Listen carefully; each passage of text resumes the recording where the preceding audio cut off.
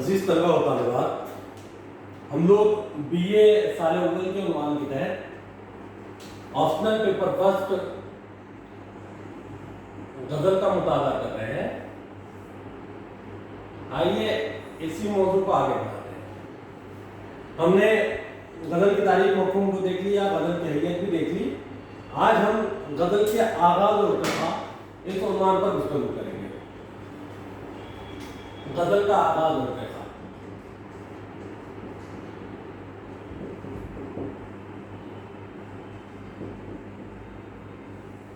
غزل کا آغاز و ارتقاء۔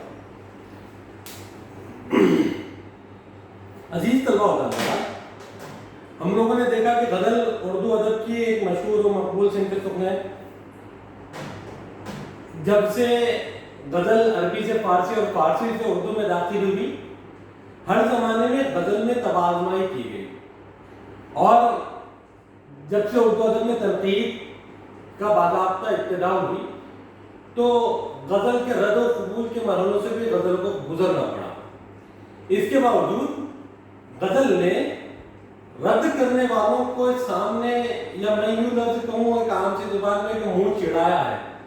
کہ غزل کا رد کرنے والوں نے غزل پر بہت سارے اعتراضات کیے، غزل کے فن کے اعتبار سے، غزل کے موضوعات کے اعتبار سے، غزل کی حیت کے اعتبار سے، اور جتنی ساری غزل کی فارمس ہیں ان ساری چیزوں کے اعتبار سے غزل کے ناقدین نے تنقید کی۔ اس کے باوجود غزل بقول رشید احمد صدیقی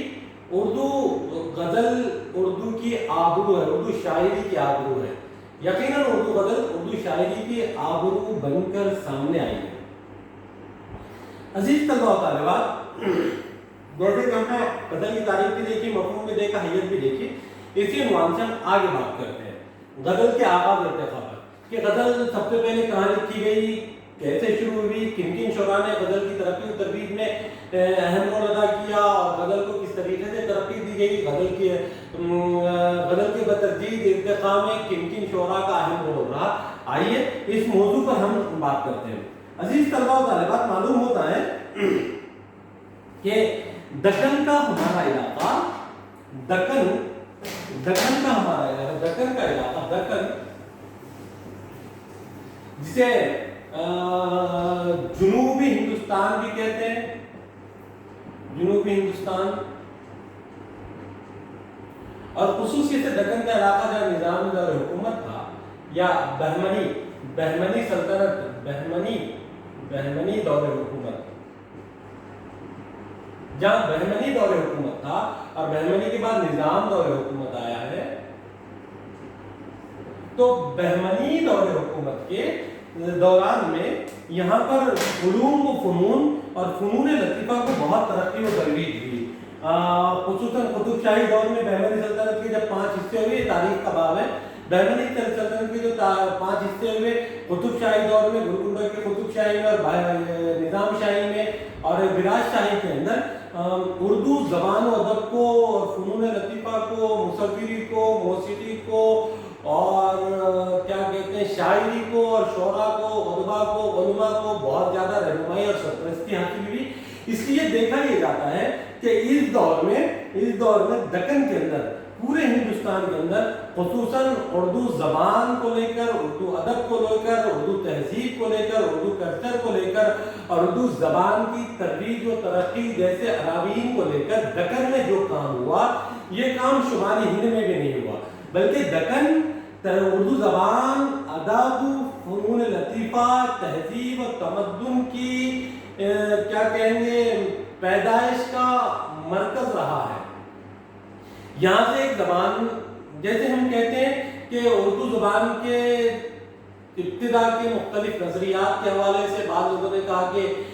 پنجاب میں پیدا ہوئی، بعض نے کہا ہریانہ میں پیدا ہوئی، بعض نے کہا دلی میں پیدا ہوئی، بعض نے کہا کہ شمالی ہند کے نواح میں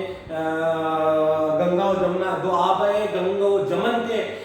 میں یہ اردو زبان پیدا ہوئی۔ یہ یقیناً یہ شمالی ہند والوں کے پیش کردہ اپنے نظریات ہیں، لیکن اگر مان بھی لیا جائے کہ عرب ہندوستان میں آئے، جنوب شمال کی جانب سے آئے، लेकिन जो मस्कन और एक तहजीब को जो तरवीज हुई, जो तरक्की हुई, बाज़ाब्ता एक हेवला बन के जहाँ हुआ, जहाँ पे कोंपले फूटी और एक हेवले की शक्ल इख्तियार की, वो हमारा इलाका दक्कन का है। यानी हैदराबाद से लेकर बुरहानपुर तक ये जो इलाका है, यहाँ पर मुकम्मल तौर पर एक तहजीब ने जन्म लिया। उस तहजीब में जो गंगा जमनी तहजीब कहलाई, और उस तहजीब में जिसने अपने एक तशक्कुस के लिए, अपने ख्यालात और इजहार अफकार की तरबीत और तरक्की के लिए एक ज़बान का इस्तेमाल किया, और वो ज़बान उर्दू कहलाई, और लोगों तक पहुँचने के लिए, अपने मिजाज की तस्कीन के लिए, अपने मिजाज की तस्कीन के लिए, अपने हुनरमंदियों के इजहार के लिए, अपने शौक़, अपने जोश और अपने जज्बों के इजहार के लिए, अपने एहसासात को कलमबंद करने के लिए जो वसीला इख्तियार किया, वो फ़ने नसर में हो या फ़ने शायरी में हो, ये दक्कन ही के अंदर बुनियादी तौर पर मिलता है। इसकी सबसे बड़ी मिसाल अगर हम देखते हैं तो बहमनी दौर हुकूमत के एक शहंशाह कुली कुतुब शाह, जो कि उर्दू अदब का पहला साहिबे दीवान शायर माना जाता है। अगर कुली कुतुब शाह उर्दू अदब का पहला साहिब दीवान शायर माना जाता है, यानी इसका मतलब ये तो है नहीं कि कुली कुतुब शाह से पहले यहाँ पर कोई शायरी नहीं करता था। शायरी होती थी, लेकिन बाज़ाब्ता तौर पर कुली कुतुब शाह वो शहंशाह है जिसने उलूम व फ़नून के माहिरीन, उलमा व उदबा, शुअरा व फुक़हा की सरपरस्ती भी की, इनसे बड़े बड़े काम किए, और बाज़ाब्ता ये खुद भी बहुत ही अच्छा ज़ौक़ रखता था, इसलिए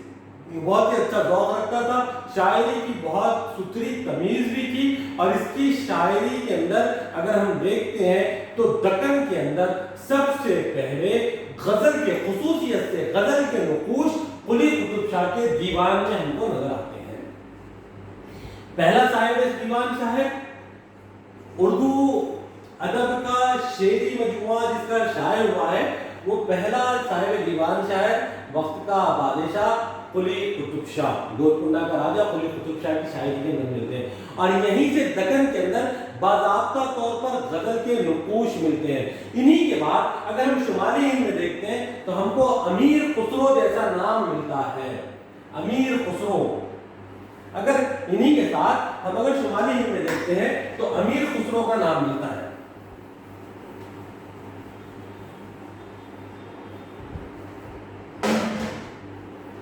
अमीर खुसरो, कुली कुतुब शाह, दक्कन में कुली कुतुब शाह,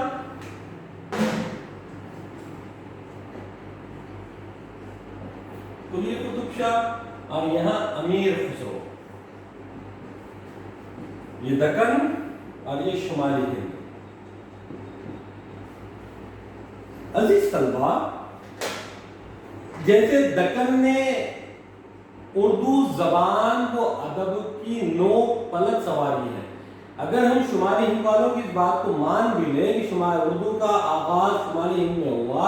लेकिन उर्दू को तरक्की और तरबीत दक्कन में मिली है। दक्कन ही से बाद में शुमाली हिंद में फिर ये रेला पहुंचा है। तो दक्कन के शौरा में जो सबसे पहला नाम गजल के हवाले से हमको मिलता है, जिसके पास गजल की आमद का जिक्र है, जो गजल के पैराए को, गजल के फन को बरतता है, वो अमीर खुसरो है। अमीर खुसरो एक सूफी मिन शायर थे, 7 शहंशाहों का दौर देखा, बादशाही दौरों से जुड़े हुए थे, एक अच्छे सिपतसालार भी थे। तो अमीर खुसरो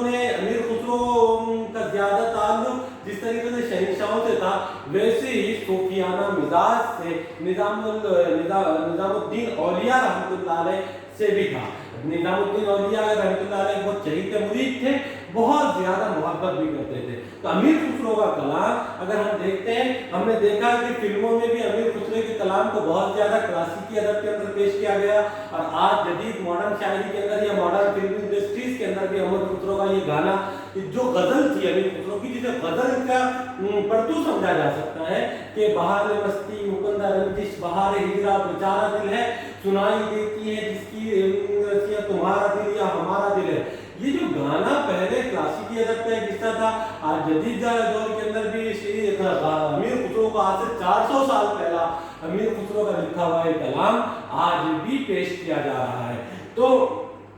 बात ये वाज़ेह होती है कि आज से 400 साल पहले उर्दू अदब के अंदर गजल ने फारसी अदब से आंख खोली, अरबी से फारसी में आई और फारसी से उर्दू में आंख खोली। और इसको इब्तिदाई दौर के अंदर ही ऐसे बड़े बड़े शोरा और उदबा मुयस्सर आए जिन्होंने गजलों की नोक पलक संवारी, जिनमें अगर दक्कन के अंदर देखें तो कुली कुतुब पेशा का नाम आता है, शुमाली हिंद में देखिए तो अमीर खुसरो का नाम आता है। लेकिन इसके बाद अमीर खुसरो के बाद एक बड़ा वक्फा जाता है जो शुमाली हिंद के अंदर खाली जाता है, लेकिन दक्कन के अंदर वली औरंगाबादी जैसा एक ऐसा शायर पैदा होता है जिसने दक्कन और शुमाली हिंद दोनों इलाकों के अंदर उर्दू अदब और खुसूसन गजल को बहुत ज्यादा तरक्की व तरवीज दी है। वली औरंगाबादी शहर औरंगाबाद, हमारे अपने औरंगाबाद का रहने वाला शायर, हमारे अपने औरंगाबाद की बोधोबाज, इनके भी पैदाइश के ताल्लुक से मुख्तलिफ नजरिए आते हैं। कोई कहते हैं वली गुजराती कहते हैं, कोई कहते हैं वली औरंगाबादी, बाद लोग औरंगाबाद में खबर तलाश कर लेते हैं, बाद लोग गुजरात में खबर बता देते हैं। बहरहाल जो कुछ है, लेकिन वली का ताल्लुक बुनियादी तौर पर दक्कन से था। वली ने उर्दू गजल को वली को उर्दू गजल का बावा आदम भी कहा जाता है, यानी बाज़ाब्ता तौर पर उर्दू अदब के अंदर सिमते गजल को गजल की हैसियत से मजबूत पैकर पैराए और फन के एतबार से पेश करने वाली अगर कोई शख्सियत है तो वो वली औरंगाबादी की शख्सियत है। वली औरंगाबादी ने भले ही दक्कन के अंदर वली औरंगाबादी ने दक्कन के अंदर अपने काम को किया, लेकिन दक्कन से जब शुमाली हिंद पहुंचे तो वली की जबान, वली के फन, वली की गजल गोई से शुमाली हिंद का एक ऐसा बड़ा मुअक्कर तबका जो असातिज़ा फन समझा जाता था, वली की जबान और वली के फन से मुतासिर हुए और उन लोगों ने भी उर्दू गजल की तरफ वली की ईमा पर तवज्जो दी और वली के अंदाज में इन लोगों ने भी गजल कहना शुरू की शुमाली हिंद में। और वली के बाद जो दक्कन के अंदर सिराज औरंगाबादी जैसी शख्सियत जो कि सूफी मंश शायर थे, और सिराज का नाम एक बड़ा नाम है जो दक्कन के अंदर वली के बाद लिया जाता है, यानी दक्कन का वो इलाका जहां पर अदब की आबियारी हुई, गजल की सवारी, कुली कुतुब शाह और क्लासिकी अदब के एतबार से अगर बात करें, कुली कुतुब शाह, वली औरंगाबादी और सिराज औरंगाबादी के नाम मिलते हैं। और शुमाली हिंद में अमीर खुसरो के बाद अगर जो शायर का नाम बहुत ही सरे फहरिस्त जाता है, जिन लोगों ने वली की ईमा पर काम किया, वली औरंगाबादी के से मुतासिर होकर किया, इनमें शाह हातिम,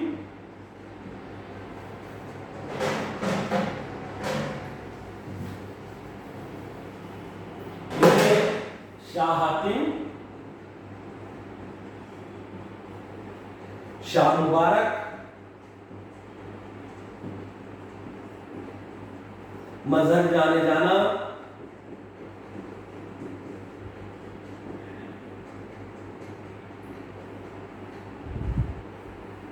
मजहर जाने जाना के नाम फहरिस्त है। अजीज तलबा और तलबात, अमीर खुसरो के बाद शुमाली हिंद में जिन लोगों ने बाज़ाब्ता तौर पर वली औरंगाबादी से मुतासिर होकर गजल के मैदान में काम किया, सिमते गजल को तरक्की और तरवीज दी, इनमें अहम नाम शाह हातिम, शाह मुबारक, शाह और मिर्जा जाने जाना है। ये तीनों सूफिया शायर थे। इन तीनों ने भी इश्क व मोहब्बत के अंदर, जैसे हम कहते हैं कि गजल का असल मौजू इश्क मजाजी हुस्न व इश्क है, तो इन तीनों शौरा ने इश्क मजाजी के पैराए में गजल में इश्क हकीकी को पेश किया है और गजल के उस ख्वाम को बहुत खूबसूरती से, गजल की उस हैयत को, गजल के